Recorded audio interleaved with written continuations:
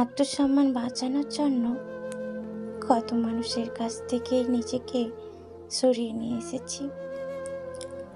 হয়তো সম্পর্কটা চলে যায়, তাতে কষ্ট পেলেও আত্মসম্মানের জন্য মাঝে মধ্যে নিজের হৃদয়কেও কষ্ট দিতে হয়।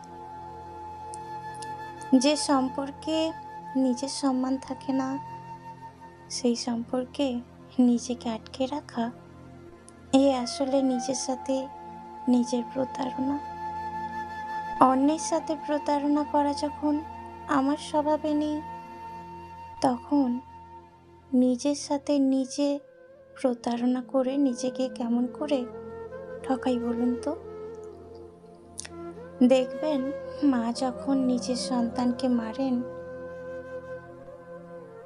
মারার পর মা হয়তো সাময়িক কষ্ট পান ঠিকই, কিন্তু মায়ের সামনে অন্য কেউ যদি তার সন্তানকে মারে, মা কিন্তু সেটা সহ্য করতে পারে না। তখন কষ্ট কিন্তু অনেক বেশি হয়। আমি মনে করি আত্মসম্মান আমাদের সন্তানের মতো। সেটা বাঁচাতে গিয়ে যদি নিজেকে কষ্ট দিতে হলেও দিন। আত্মসম্মান হারিয়ে অন্যের থেকে কষ্ট পাওয়া,